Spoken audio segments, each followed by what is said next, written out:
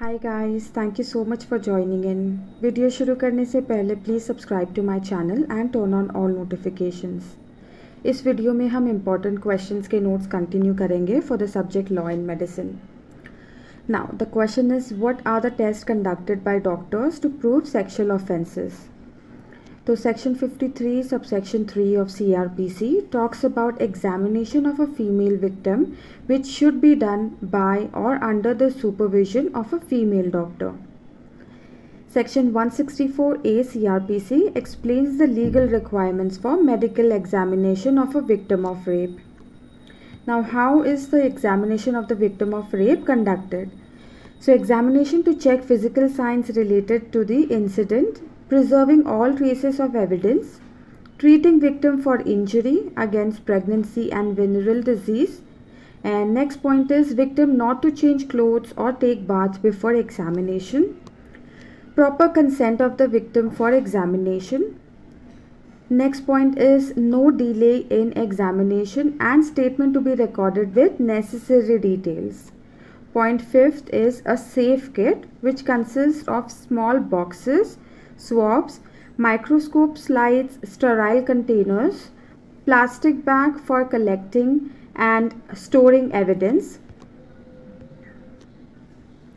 Now, the examination of the accused. How is the examination of the accused conducted? First point is examine full to collect the evidence. Second is proper consent is required. Third is examination should be done as soon as possible. Fourth is the age and development of genital organs should be noted down and details taken. Fifth is testing physical capacity in comparison of victim, clothes to be examined, nails to be examined, presence of female hair to be noted down. By properly examining both victim and accused, the evidence against the accused can be collected to prove the sexual assault. The next question is give 3 functions of Red Cross. So you have to just name 3 functions of Red Cross. I've noted down 5 functions over here. So the first function is to extend relief and help the victims of any calamity such as fire, flood, earthquakes, etc. Second point is to procure and supply blood for victims of war and other calamities. Third is extend all possible first aid in an accident. Fourth is educate people in accident prevention. And fifth is arrange ambulance services in all emergency. Now the next question is what do you mean by golden hour? The golden hour is the first hour after the trauma. If properly and timely first aid is given, road accident victims have a higher chance of survival. So what is the golden hour? Golden hour वो होता है जो किसी भी road accident के बाद जो first initial our होता है वो उसे गोल्डन आवर कहते हैं बिकॉज उसी फर्स्ट इनिशियल आवर में there is a high chance of survival of the victim और victims. Prompt action may reduce severity of injuries. Many deaths and impacts injuries can be prevented with first aid if casualties are treated immediately. तो prompt action जो लेंगे उससे severity injuries का जो सीवियरनेस से होता है वो कम हो जाता है. प्लस अपार्ट फ्रॉम दैट बहुत सारे डेथ्स और impact of injuries can be prevented, उसे रोका जा सकता है just by taking few precautions of first aid, providing first aid in the immediate first hour of the accident. Misconception of road accident. Many think death happens due to injury of accident, but in reality it's due to the loss of oxygen supply.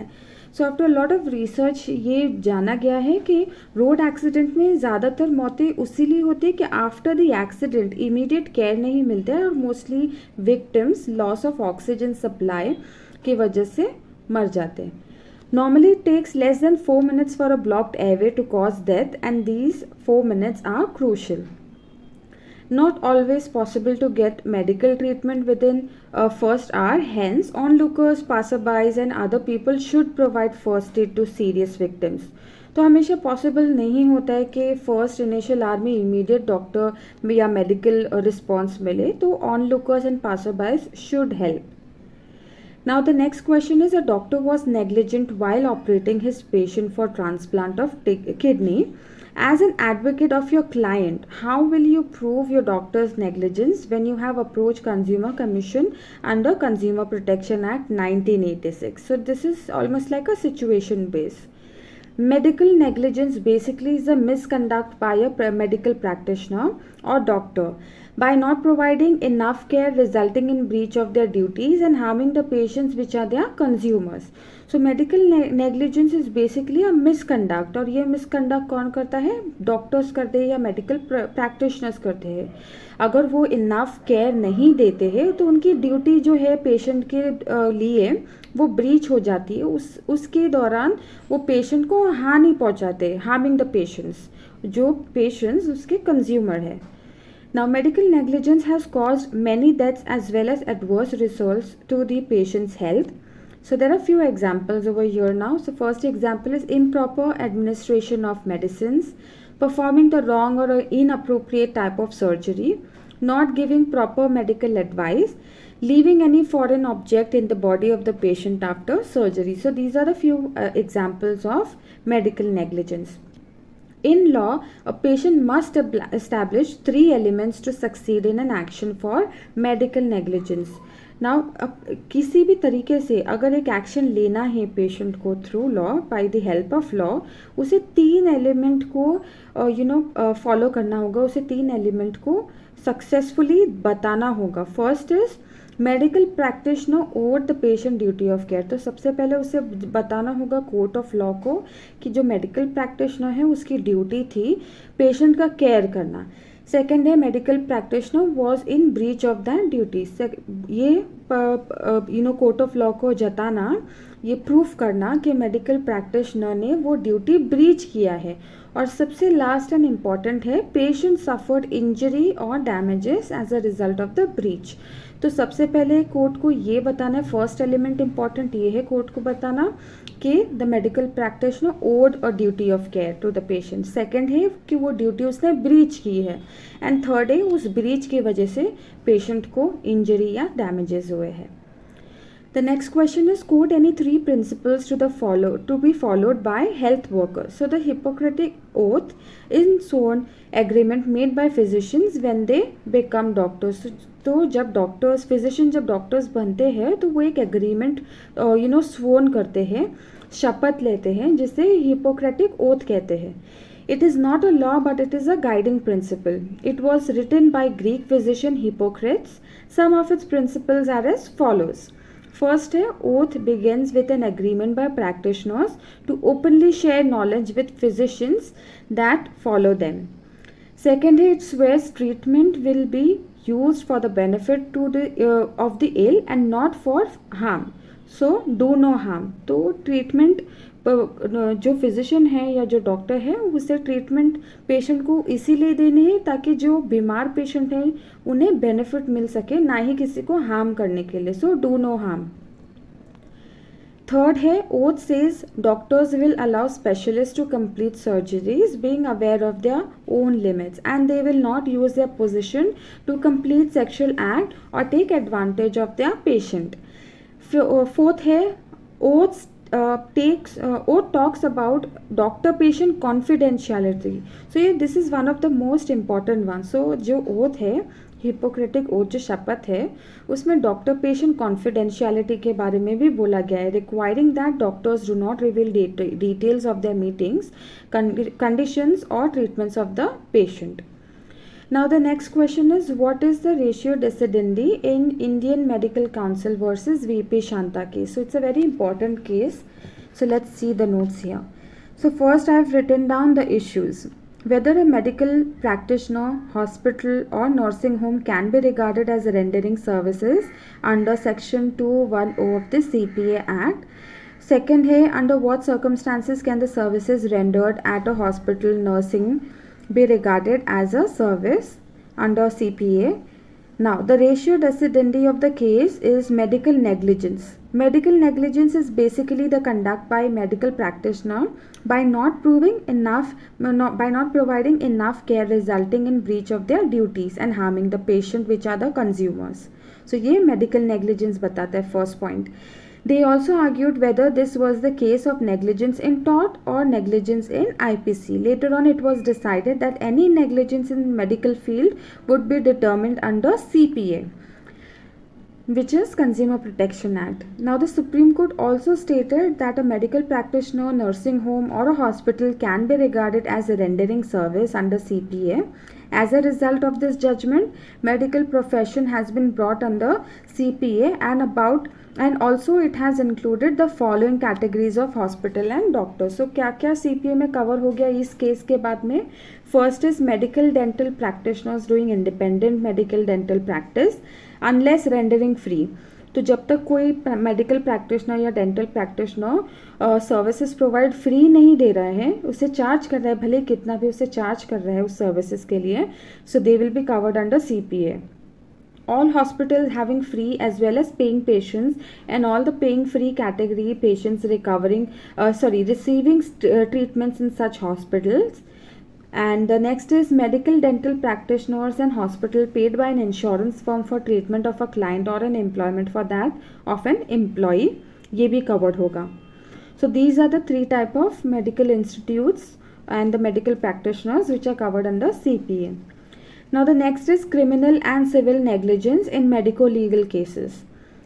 Medical negligence basically is the conduct by a medical practitioner or doctor by not providing enough care resulting in breach of the duties and then harming the patient, which are their consumers. So again, the same first point, we first have to specify what is medical negligence. The next is medical negligence has caused many deaths as well as adverse results to the patient's health. Now there are some examples again over here. Examples of medical negligence: improper administration of medicines, performing the wrong or inappropriate type of surgery, not giving proper medical advice, and leaving any foreign object in the body. Now negligence is a tort. The concept of mens rea is not applicable in torts. If doctor's rash and negligent act endangers a doctor's rash and negligent act endangers human life or personal safety of his patient, he can be tried for criminal liability. तो mains रिया का जो maxim है यहाँ पे applicable नहीं होता है torts में. हावेवर अगर डॉक्टर का कोई रैश और नेग्लिजेंट एक्ट है जिसकी वजह से किसी की लाइफ या पर्सनल सेफ्टी एंडेंजर होती है, तो यहाँ पे क्रिमिनल लाइबिलिटी आती है against the doctor. Now, civil liability, that is monetary compensation, can be imposed under the general law by pursuing a remedy before appropriate civil court or consumer forum. There are various degrees of negligence and very high degree of gross negligence which is required to be proved beyond reasonable doubts for certain acts to be made punishable under the provisions of criminal law. So अगर tort की नहीं, civil की नहीं, हम criminal law की बात कर रहे हैं, तो there should be gross negligence proved and high degree of gross negligence and various degrees of negligence to be proved without any reasonable doubts to be made it punishable under criminal law. As per existing laws, cases for medical negligence caused by doctors can be filled under following circumstances. So let's see what are the circumstances. A complaint for deficiency of services can be filed before consumer forum under CPA. Civil suit for recovery of damages also covered. Complaint under section 304A of IPC is appropriate in criminal inappropriate criminal code. This complaint is also covered under CPA. Complaint to Medical Council of India or State Medical Council for deregistration of a doctor on account of negligence. This is also covered under CPA. So these four type of cases will be covered under CPA for medical negligence by the doctors. Now this brings to the end of the video. This video covered a lot of important topics. Law and medicine के बहुत सारे important topic के notes थे इसमें. So if you have watched the video till the end, thank you so much for that. And if you like my video, please give a thumbs up. If there's any questions or comments for me, please comment in the comment section. As usual, take care of yourself, guys. Bye for now.